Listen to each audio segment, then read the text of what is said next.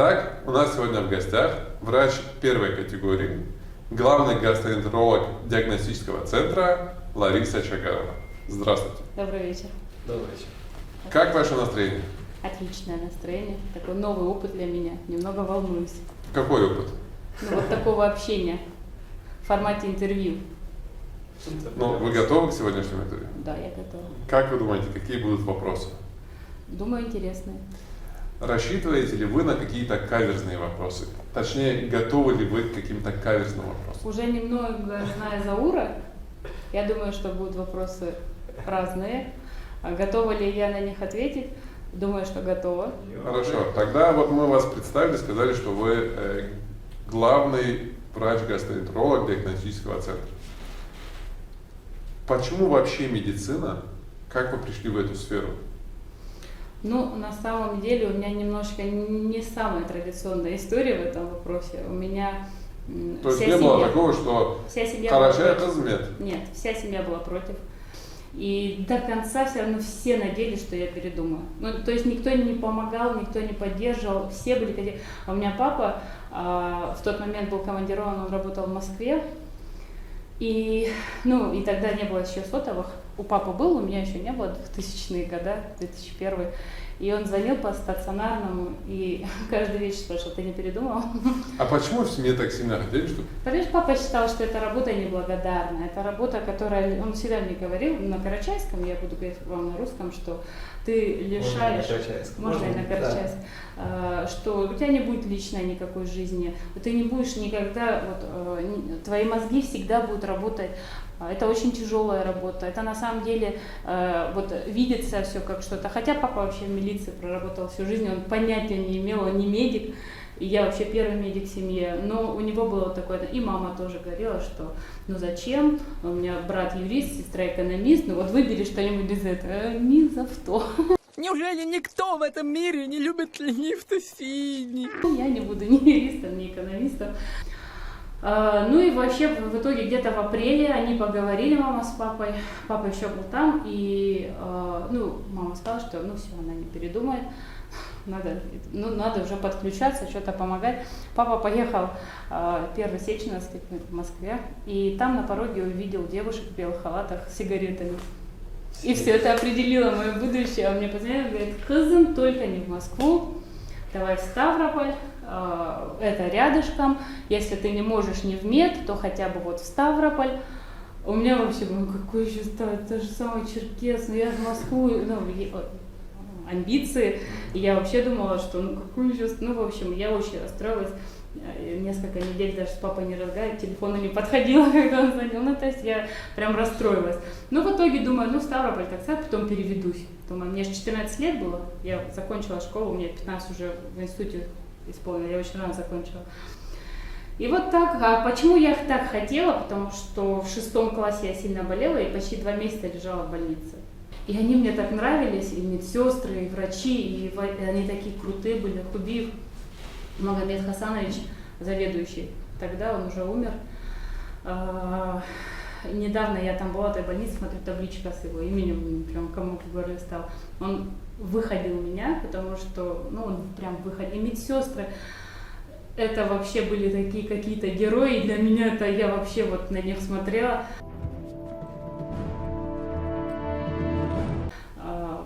Как вторая семья, наверное, они мне там стали, думаю, все, я тоже хочу отучиться, стать хирургом, приехать и работать вот тут, но только учиться там где-то.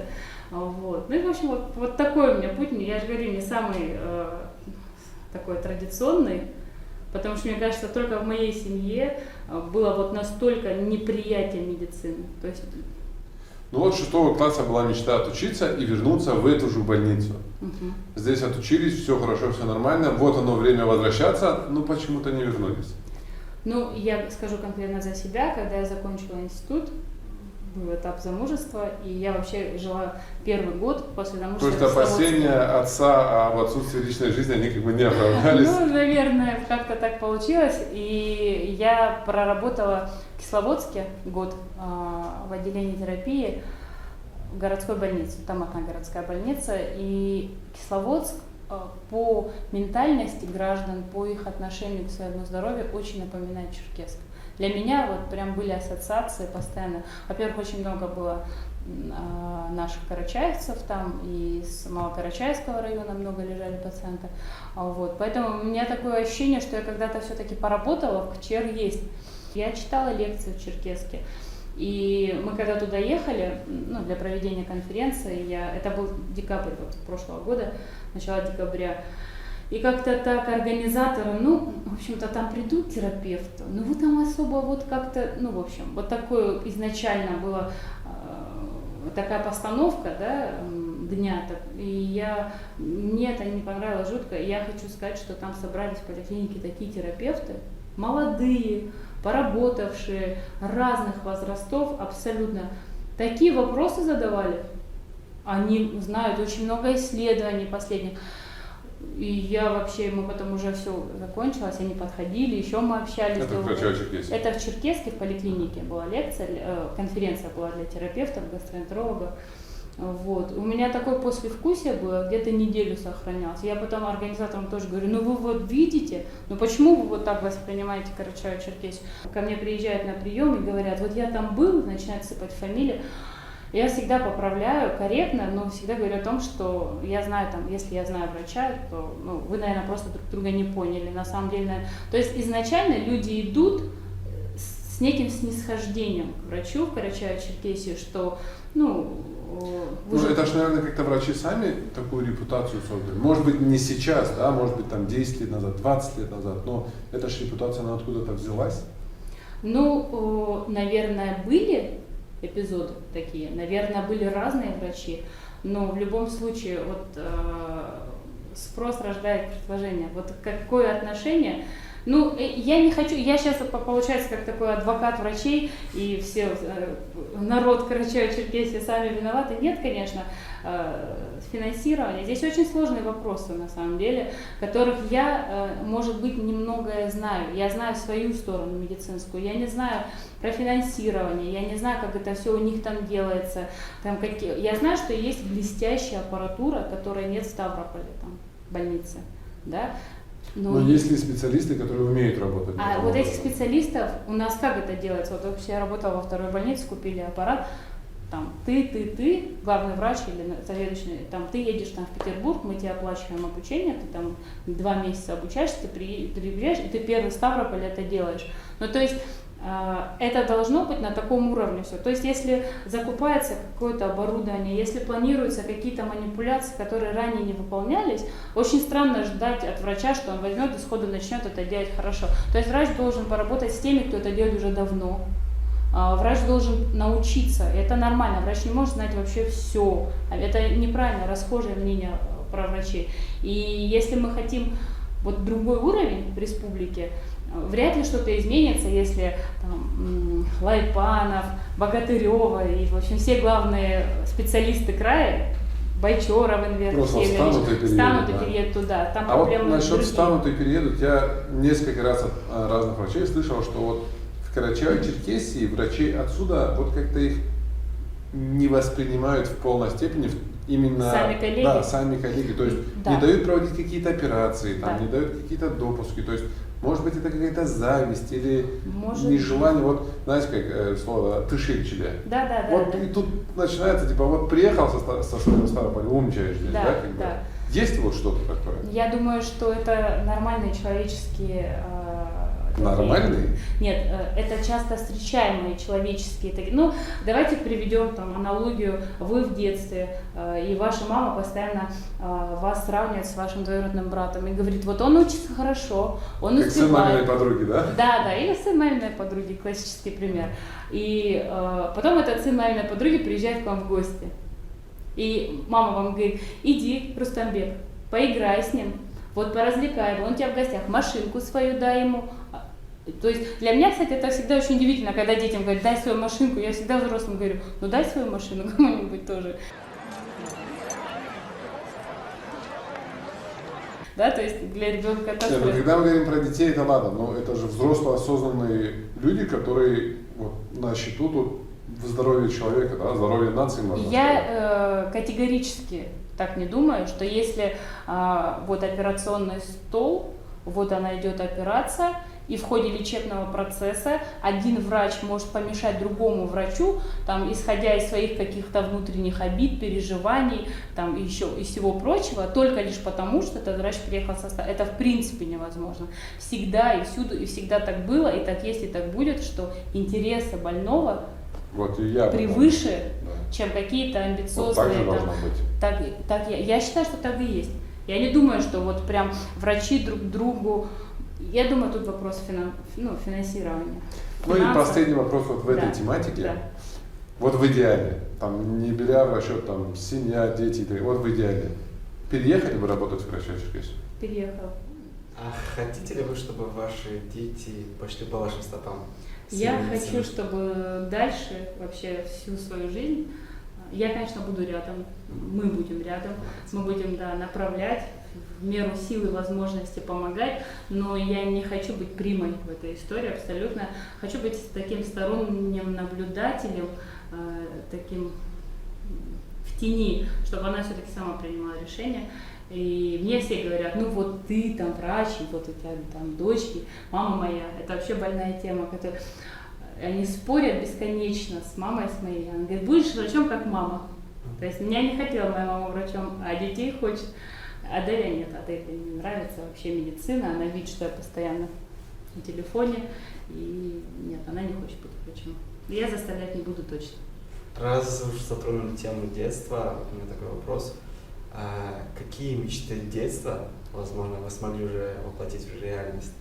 Ну, есть же у кого-то там мечта прыгнуть с парашюта, Да. параплан и так далее. Может, у вас тоже какие-то мечты были в детстве? Да, были. Ну, что касается прыжков с парашюта и все прочее, это не было мечтой. Я знала, что я это все делала, но самое, наверное, экстремальное, что было в моей жизни, это тарзанка. Я прыгнула с тарзанки в 15 лет. Где? В Ставрополе. С рогатки прыгала, с тарзанки прыгала. Ну, в общем-то, сейчас уже, конечно, в 35 лет я бы этого не сделала, потому что, ну, юность, она же такая, немножко бесшабашная, немножко необдуманная, не на то она и юность. На то она и юность. И сейчас, я даже помню, вот в Парке Победы, это была хозяйка квартиры, в которой мы жили с девочками тогда на первом курсе, она православная, и я была в юбке, я увидела тарзанку, но это, может, Рустамбек помнит, как рогатка такая. Парке Победы. Да, на боковой аллее. И я поняла, что в юбке это не получится. Я потащила их обратно домой, переоделась, вернулась. Она говорит, Лялечка, ну твои родители, тебе там 15 лет, твои родители тебе меня... Ну, она, конечно, прям очень долго причитала. В итоге я прыгнула. Она все это время крестила меня, стояла бабулечка. Вот, ну, ощущения вот эти несколько секунд такого свободного полета, они запоминающие, но я бы не хотела, чтобы это увидела Аделя и пошла тоже куда-нибудь прыгать, хотя у нее чуть-чуть другой характер.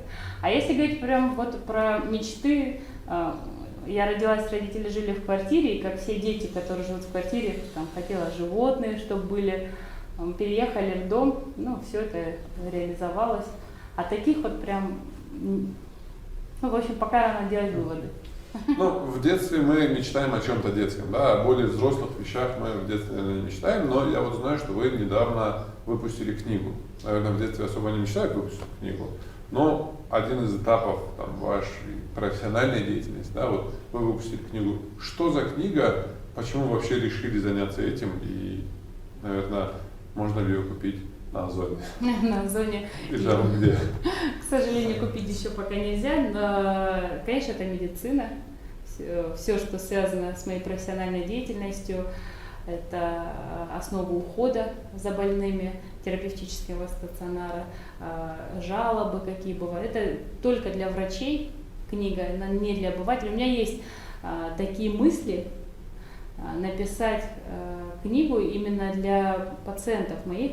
У меня есть уже в голове примерно, как это должно быть, но не располагаю достаточное количество времени сейчас именно сесть. Это потому что ту книгу, о которой вы говорите, я писала ровно год, корректировал супруг, Ну, насколько я знаю, год для книги это не так-то и много. Это был не просто там по настроению, ну как, вот, это как работа была. То есть мы вот были в санатории, для меня это прям травма такая осталась. В санатории мама, дочка и я. И, в общем, процедуры, там до утра, да, как во всех санаториях, много разных процедур, обед, прогулка и тихий час. И дочка, и мама, значит, ложились отдыхать. Я со своим ноутбуком, ну, где бы мне примоститься в этом месте, и сидела с этим ноутбуком, и вот это вот, ну, я надеюсь, что получилось интересно, наверное, она отредактированная, опубликованная книга, но она только врачам. А вот то, что сейчас, та книга мне тяжело далась. Во-первых, это первый опыт. Во-вторых, там очень много глав, там вся терапия. То есть это сердечно-сосудистая система, это дыхательная система, это пищеварительная система, это мочевыделительная система, все внутренние болезни.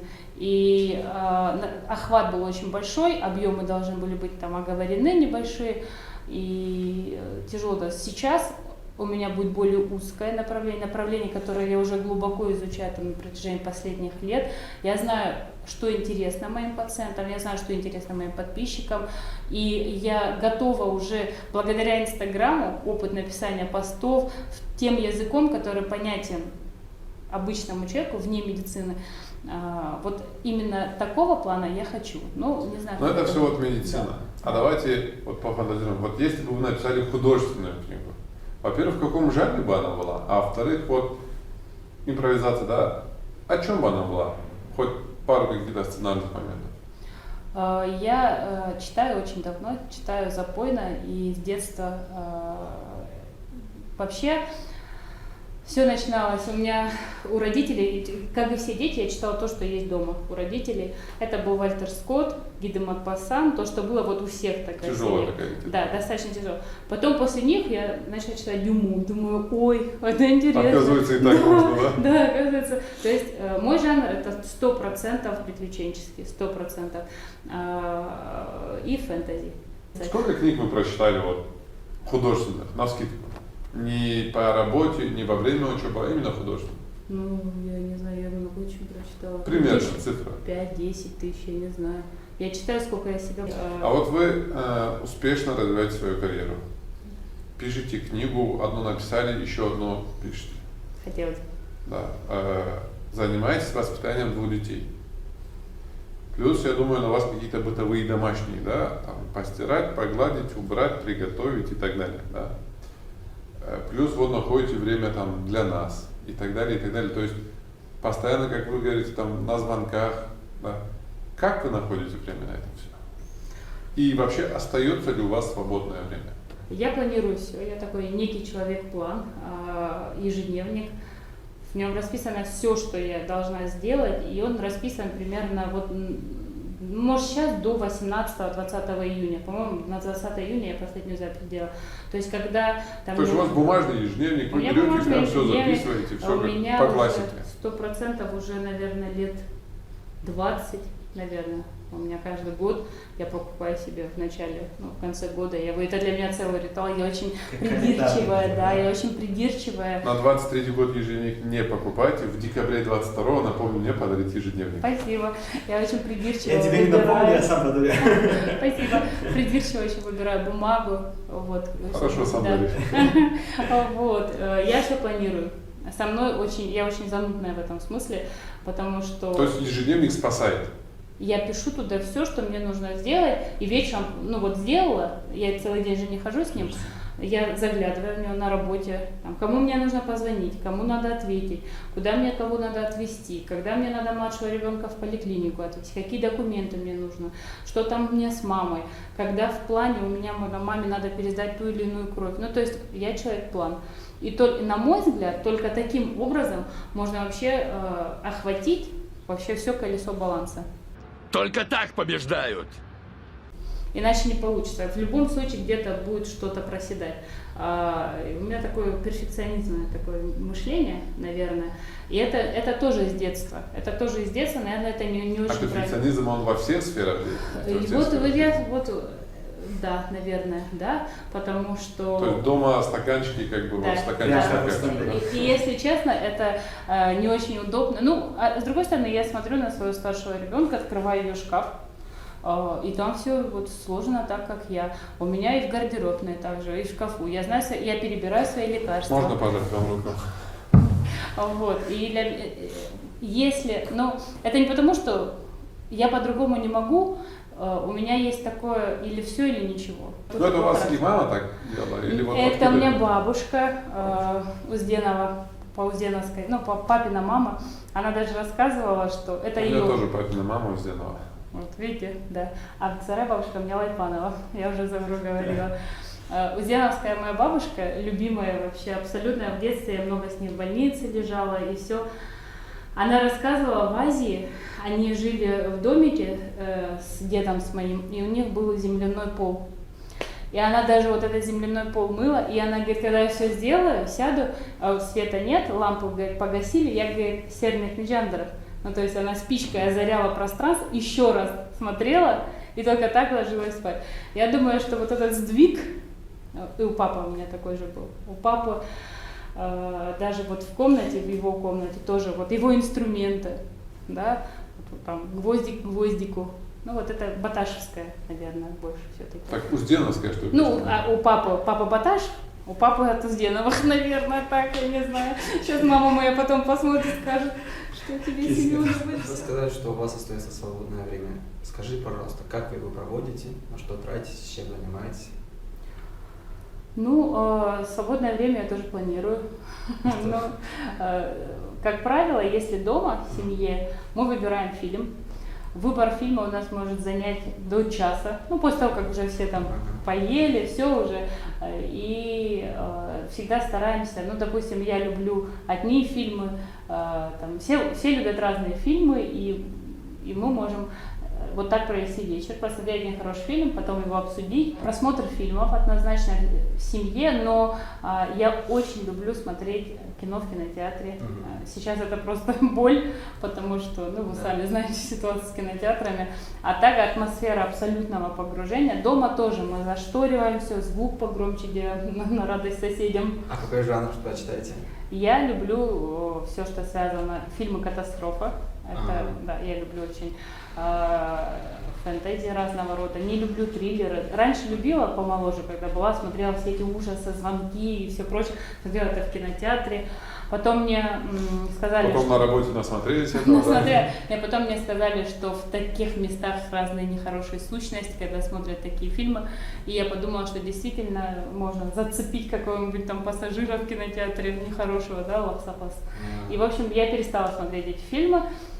Я не очень, я люблю комедии, но только хорошие комедии, не такие. Кино однозначно, да. Если я одна предоставлю на себе, это 100% книги. Но книги это в основном ночью. Я читаю только практически всегда по ночам. Вот. Потом у меня есть подруги, у нас есть компания по интересам, да, с которыми мы встречаемся. Стараемся сейчас хотя бы раз в 2 месяца. У нас сначала подружились наши дети в садике, потом подружились мы, потом мужья. И у нас теперь прям такая прям туркиш-банда называется, потому что мы вместе там летали в Стамбул, и там сделали группу, фотки скидывать, и с тех пор так себя называем. Ну вот с ними встречаемся, у меня много очень подруг, очень давних, там со школы, с института, вот с ними общение, я люблю с ними общаться, такие очень интересные, родня, тоже общение с ними. Я стараюсь часто очень встречаться, ездить там, в село по возможности. Ну, вот так я провожу свободное время. Скажите, пожалуйста, какой был самый значимый и ценный подарок в вашей жизни?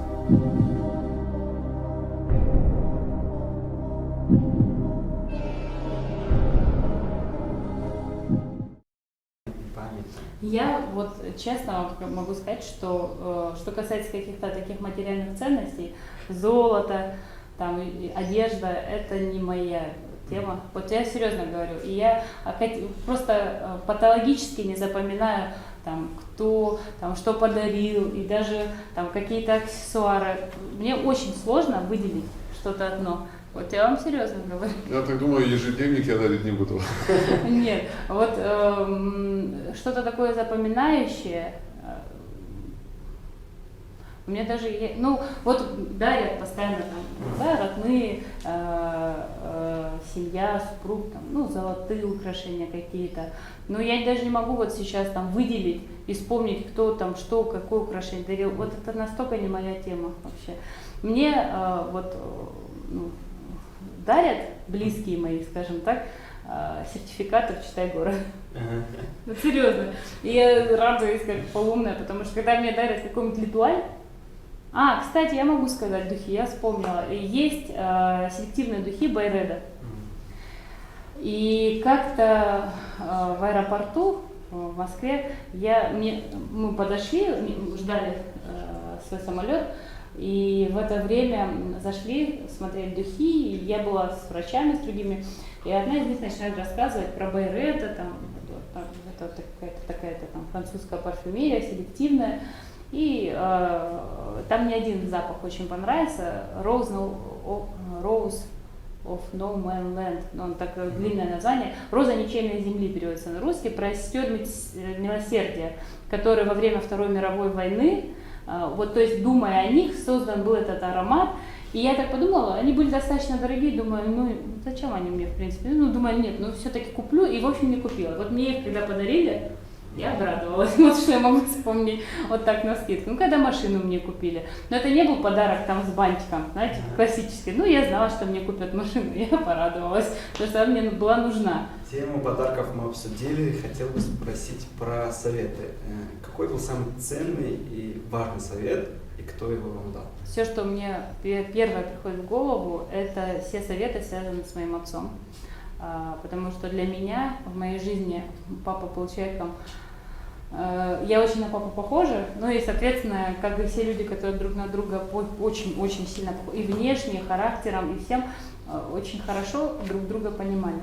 И вот все самое, то, что мне в жизни нужно, вот, допустим, была ситуация, например, то, что я помню, работа на кафедре, была ситуация, и я понимала точно, что это тупик для меня, что я не вижу свое будущее там, в медицине, именно преподавая, именно в работе со студентами. У меня были очень хорошие группы, я со многими студентами до сих пор общаюсь, они все обращаются, когда кто-то не заболел или кто чего достиг.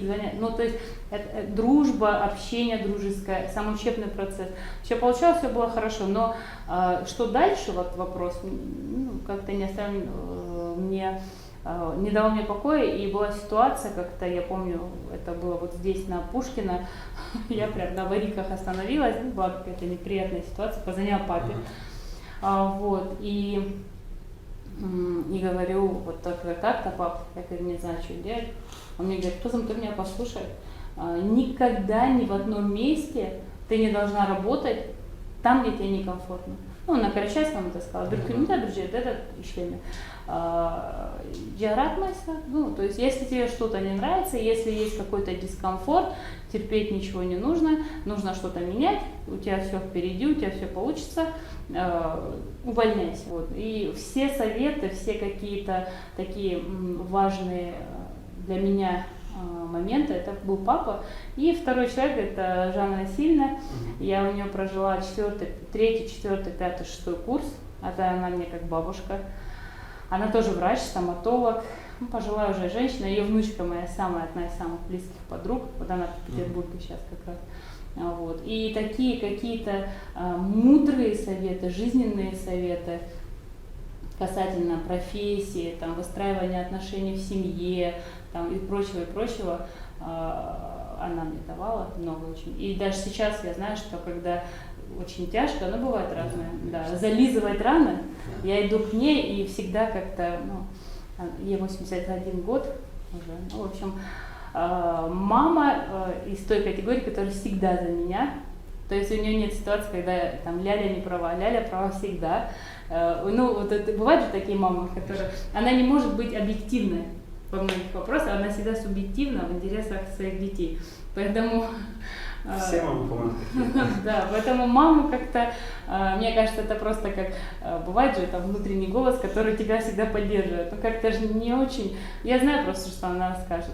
Папа был очень справедливый в этих вопросах, он мог и пожурить, мог и поддержать, ну то есть он был очень объективен пациентов. И вот все такие советы, наставления, важные советы, они исходили от папы. А вот если какая-то ситуация, да, или там какая-то цитата, или какая-то фраза, которая вот является или девизом по жизни, или стимулом, или мотивацией вот в эти моменты выгорания, или в моменты какой-то слабости, да, то есть есть ли какая-то сила в моменты бессилия? Ну, наверное, да. Или может быть стремление к чему-то Да, даже? у меня абсолютная кредо, это даже не девиз, наверное, и не принцип, это прям кредо.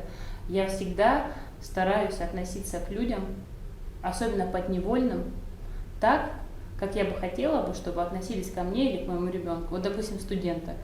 У нас на кафедре была ситуация, что один человек не принимает зачет. Это такая политика защищенности самих преподавателей, чтобы потом не было вопросов, что там кто-то кого-то вытянул, не вытянул. И мы ассистенты под бою, ну то есть кто-то свободен в ассистентской, говоришь, ну пойдем со мной, у меня группа, да, быстро примем зачет, окей.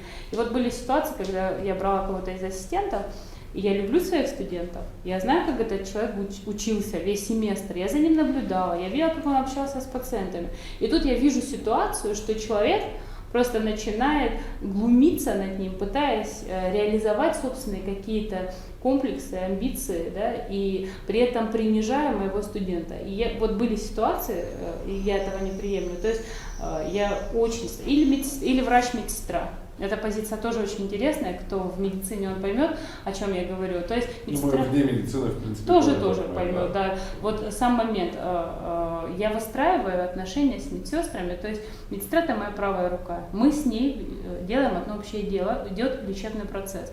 И мне крайне сложно, не унижая человека, воспринимая его и уважая его как личность, не унижая, еще раз, ни в коем случае не принижая его достоинство, сохранять профессионализм, но только так, чтобы не страдали пациенты. Вот, допустим, ситуация, меня медсестра приглашает в кабинет пациента, Юрий Иванович, и я там один раз, второй раз говорю, ну послушайте, это не, вы не учитель, и вы не к доске их вызываете. Говорю, это мои пациенты, они пришли ко мне на прием. Я говорю, пожалуйста, следите за интонациями. Ну, то есть я никогда не говорю, послушайте, вы что-то вообще разговариваете. То есть для меня это очень важно. Я всегда стараюсь очень корректно, чтобы они поняли, да, ваш посыл. Не унижая, да, и какие-то не переходя на личности ни в коем случае, донести то, что я в принципе хочу от человека. И ну вот это очень важно. И когда я вижу, я не очень не люблю хамов, очень не люблю хамов и наглых людей.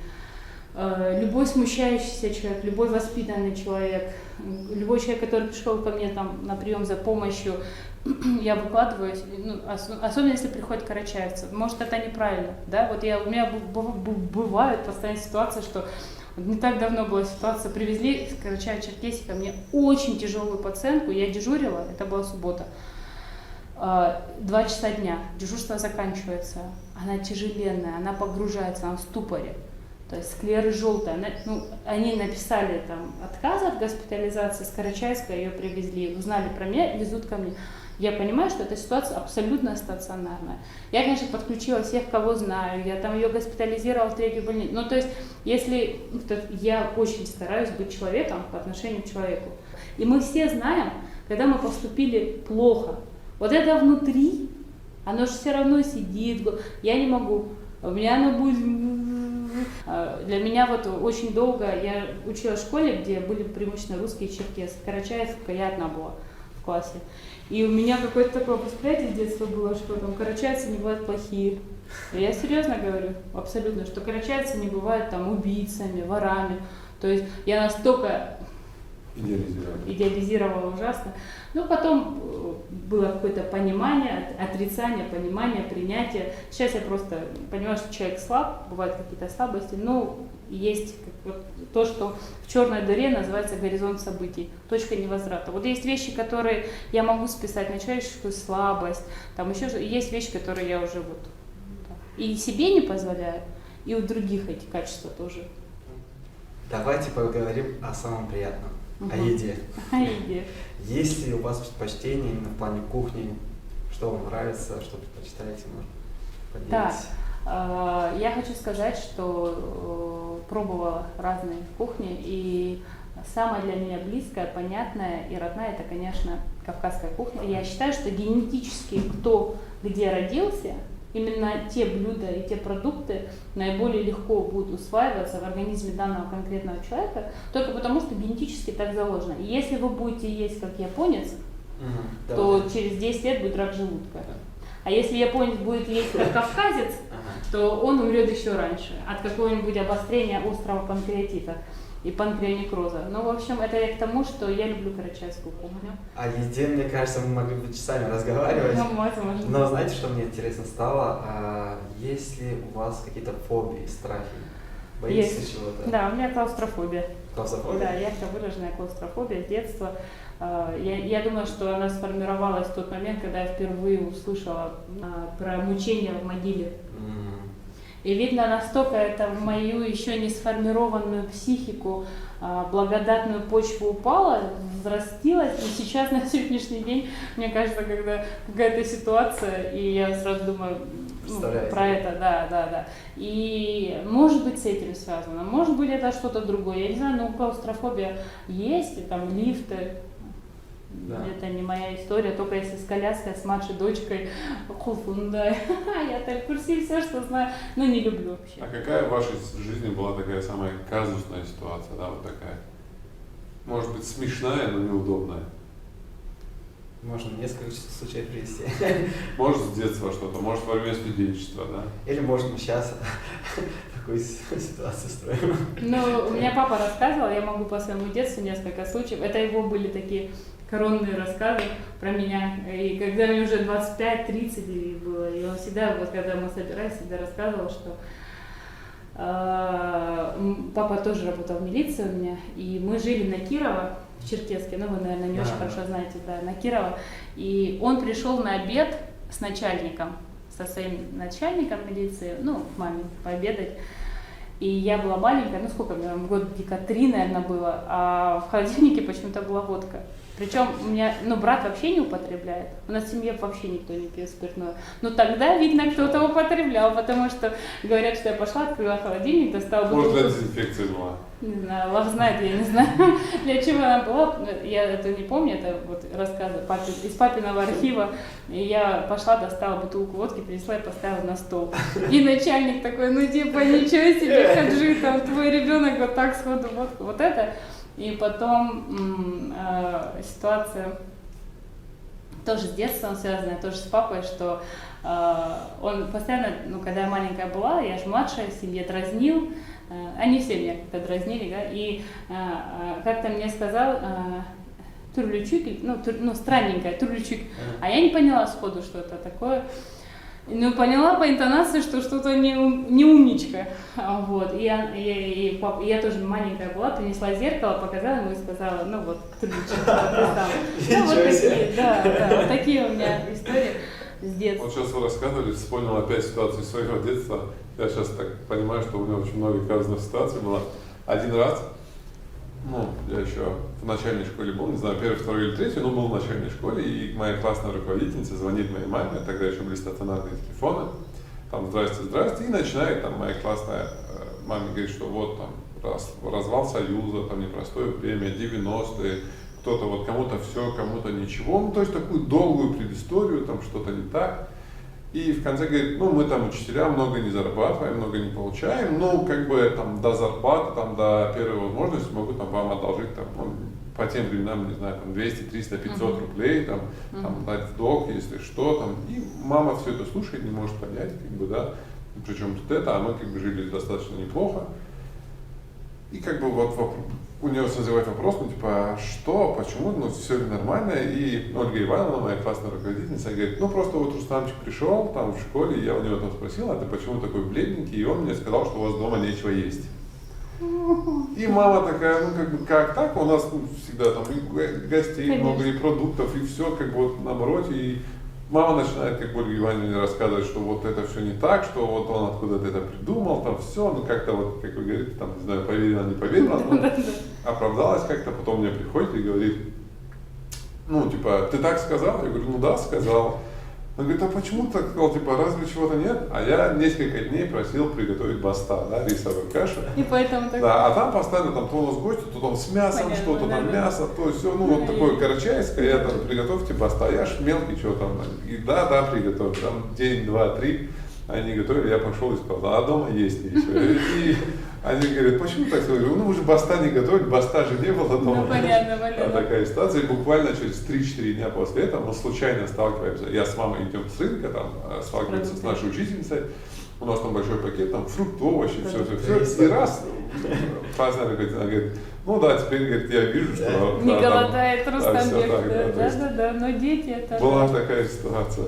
Я очень понимаю и сочувствую вашей маме, потому что это незабываемое на самом деле. Вот мы сегодня говорили о фильмах, да, говорили о книгах, что вы прочитали очень много книг. Если честно, я до сих пор под небольшим впечатлением. Я, наверное, впервые вижу человека, который вот прям 5-10 тысяч книг прочитал. Я еще вспомнил фразу, была реклама в одно время, Дебров ее озвучивал, что грамотному человеку достаточно прочитать 2-3 книги. Но чтобы понять, какие 2-3 книги, нужно прочитать несколько тысяч. И вот вы прочитали несколько тысяч, и ну, я с полной ответственностью могу заявить, что вы очень грамотный человек.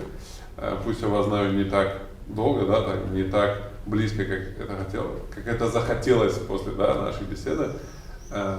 Порекомендуйте, пожалуйста, тем, кто смотрит нас и вообще нам с Зауром, 1-2-3 книги, не медицинскую, вот, которые обязательны к прочтению. И даже по-хорошему того не были дома. И раз вы киноман, какой-нибудь тоже там топ-3 своих любимых фильмов. Если мы говорим про подростка, я бы порекомендовала бы начинать читать с приключенческой литературы. Если постарше человек, это однозначно Ремарк. «Три товарища», «Станция на горизонте». Это вообще, ну, это чуть-чуть другое, это уже размышление взрослого человека, более интересно. Если легкое, что я очень люблю русскую литературу. Ну, только не Достоевщину. Вот это вот униженное, оскорбленное, да, там, преступление и наказание, вот мысли этого парня, да, убийцы, как это все мрачно. Мрачно настолько, конечно, я прочитала, но для меня это очень тяжело, мрачно, и я считаю, в моей профессии очень много боли, страданий, плохих диагнозов.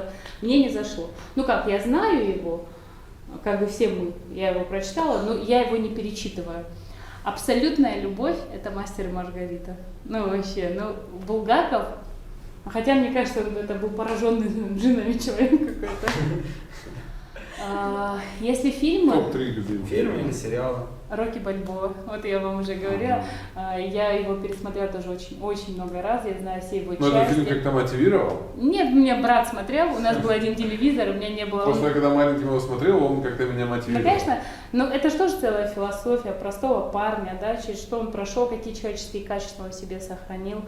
Вот. И у меня… Особенно потом, когда я узнал, что он сам написал сценарий, да, то есть он до этого там не снимался ничего, он написал сценарий, там, 50-60 раз пытался его продать, да, с условием, что он будет играть главную роль, что ему все студии отказывали. Я об этом узнал потом, да. Ну и вот у него… Ну как-то и вот это заново воспринять, заново посмотреть, как он вот, ну это было… Ну мне нравится, да. Ну это может быть не самый такой каннский фильм, да, не претендующий. Не, ну он очень такой, он такой настоящий пацанский, да. серьезный фильм. Потом у меня абсолютный интерес, страсть, это то, что я там смотрю тоже в Ютубе, если не Дудя, то вот это космос. Я много чего уже знаю про космос, это вот второе, куда бы я пошла бы, если бы не пошла в медицину, я бы была бы астрофизиком 100%. Исходя из этого моего интереса, фильм «Интерстеллар» абсолютно отражает мое мнение про черную дыру. Знаете, я бы хотел вам задать вопрос про пословицы. Про пословицы – это часть нашей жизни, неотъемлемой нашей жизни. Именно про пословицы. Я бы даже сказал, что это не просто часть жизни, это мудрость да. народа, да, заключенная в лаконичных таких высказываниях. Есть ли у вас своя любимая пословица, нарцисс на карачайском языке, какая и почему? Ну, есть однозначно. Есть однозначно, подсказанная моей мамой, ну, полностью отражающая, да, я согласна, понимаю, и мне кажется, это очень глубокий смысл, да, на карачайском языке. Сила в единстве, в реликтет, Девиз нашей организации. Девиз вашей На карточке организации, написано, да. драгоценный, Вот, да. я этого не знала, но мама моя подсказала, мне очень нравится, потому что, мне кажется, разделяй и властвуй, это как раз антипод, да, то есть я первый раз, когда, да, вы мне позвонили по поводу выступления, встречи, я даже, вы видели, я не раздумывая сразу согласилась, потому что я говорю, я очень трепетно отношусь к своему народу, и у меня никогда нет такого, я часто слышу, к сожалению, что какие-то высказывания негативные, во мне это не откликается никак, и я считаю, что вы делаете, правда, очень большое дело. Я потом уже я приехала домой, дома, в семье, я говорю, представляешь, какие молодцы, у них я же не знала про вас, я не знаю, я говорю, у них целая организация, там девочки, мальчики, такие вопросы, такие все приятные, такие все доброжелательные, они столько всего делают, потому что мы не знали, ни он, ни я, дома же рассказала, что я Эльбрусойд знала, про московский Эльбрусойд, потому что в Москве близкая подруга, ее дети ходили, когда они существовали, на танцы. И в Ставрополе знала, что есть Эльбрусойд, танцы, чтобы Аделю отвезти. Вот он руководитель Эльбрусойда. Вот. И, в общем, про Алан не слышала, не сталкивалась, и я была настолько приятно удивлена. И это же на самом деле очень великое и большое дело, потому что приехал, допустим, ребенок в Ставрополь учиться.